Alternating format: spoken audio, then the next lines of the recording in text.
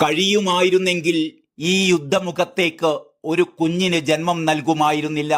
Central Gaza മുനമ്പിലെ there ബാലയിലെ അഭയാർത്ഥി ക്യാമ്പിൽ ദിവസങ്ങൾക്ക് മുമ്പ് ഒരു പെൺകുഞ്ഞിന് ജന്മം നൽകിയ റാണ സലാഹ് എന്ന അമ്മയുടെ തീരാ നോവാണിത്.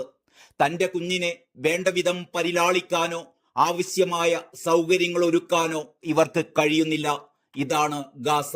ഇങ്ങനെയൊക്കെയാണ് ഗാസയിലെ സ്ത്രീകൾ ജീവിതം തള്ളി നീക്കുന്നത്. അന്താരാഷ്ട്ര മാധ്യമങ്ങളിൽ വന്ന ഈ അമ്മയുടെ ചിത്രം ആരിലും വിങ്ങലുണ്ടാക്കും.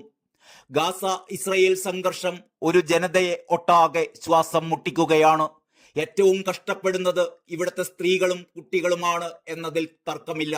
അതിൽ തന്നെ ഗർഭിണികളും മുലയൂട്ടുന്ന അമ്മമാരുമാണ് നന്നേ കഷ്ടപ്പെടുന്നത്. 1 മാസം പ്രായമായ മകൾ മിലാനയെ മടിയിൽ വെച്ച് തന്റെ കുഞ്ഞിന് യുദ്ധത്തിന്റെ മരണമുഖത്തേക്ക് ജന്മം നൽകിയതിന്റെ കുറ്റബോധത്തിലാണ് റാണ സലാഹ് വിങ്ങിപ്പൊട്ടുന്നത്. ഇവിടെ ജീവിതം തികച്ചും വ്യത്യസ്തമാണ്. ഞങ്ങൾ ഈ ജീവിതം മുമ്പൊരിക്കലും ജീവിച്ചിട്ടില്ല.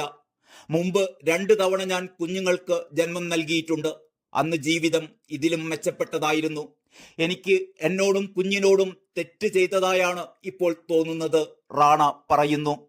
ഒരു ആശുപത്രി ടെന്റിലാണ് റാണ സലാഹ് മിലാനയ്ക്ക് ജന്മം നൽകിയത്.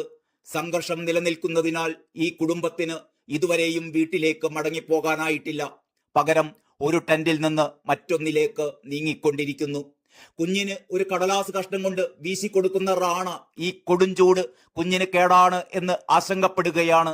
വീട്ടിലേക്ക് മടങ്ങുന്നതിന് പകരം ഞങ്ങൾ ടെന്റുകളിൽ നിന്ന് ടെന്റുകളിലേക്ക് മാറുകയാണ്.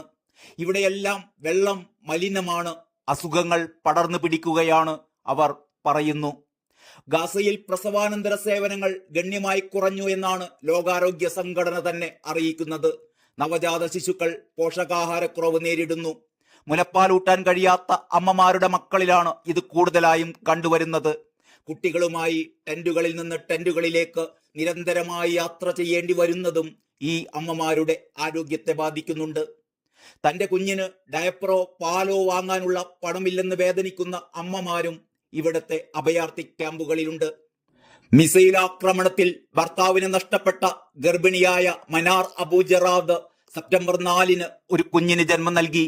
സിസേറിയനായിരുന്നു. ഭർത്താവ് നഷ്ടപ്പെട്ട താൻ സിസേറിയൻ കഴിഞ്ഞാൽ തന്നെ മറ്റു കുഞ്ഞുങ്ങളെ എങ്ങനെ സംരക്ഷിക്കുമെന്നായിരുന്നു അവരുടെ ആധി.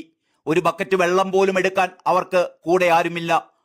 മിലാനയെപ്പോലെ മനാറിന്റെ മകളെപ്പോലെ 20,000-ലേറെ കുട്ടികളാണ് ഗാസയിൽ കഴിഞ്ഞ ഒരു വർഷത്തിനിടെ ജനിച്ചത് എന്നാണ് യൂണിസെഫിന്റെ കണക്കുകൾ വ്യക്തമാക്കുന്നത്. പതിറ്റാണ്ടുകളായി തുടരുന്ന ഇസ്രയേൽ പലസ്തീൻ സംഘർഷത്തിലെ ഏറ്റവും ശക്തമായ ആക്രമണകാലമാണ് ഈ കഴിഞ്ഞുപോയ ഒരു വർഷം. 2023 ഒക്ടോബർ 7 ഹമാസ് ഇസ്രായേലിന് നേരെ തൊടുത്ത ആക്രമണമാണ് തിരിച്ചടിയെന്നോണം ഇന്ന് ഗാസയും കടന്ന് ലബനനും ഇറാനും വരെ എത്തി നിൽക്കുന്നത്. ഇസ്രായേലിന്റെ കണക്കു പ്രകാരം ഹമാസ് ആരംഭിച്ച ആക്രമണത്തിൽ 1200 പേർ കൊല്ലപ്പെടുകയും 250 പേർ ബന്ദികളാക്കപ്പെടുകയും ചെയ്തിരുന്നു. എന്നാൽ ഇസ്രായേലിന്റെ തിരിച്ചടിയിൽ പലസ്തീന്റെ പകുതിയിലേറെ ഭാഗങ്ങളും തകർന്ന് തരിപ്പണമായി. ഇസ്രായേൽ ആക്രമണത്തിൽ 42,000-ഓളം പലസ്തീനികൾ കൊല്ലപ്പെട്ടതായാണ് ഗാസ ആരോഗ്യ മന്ത്രാലയം അറിയിക്കുന്ന ഔദ്യോഗിക കണക്ക്.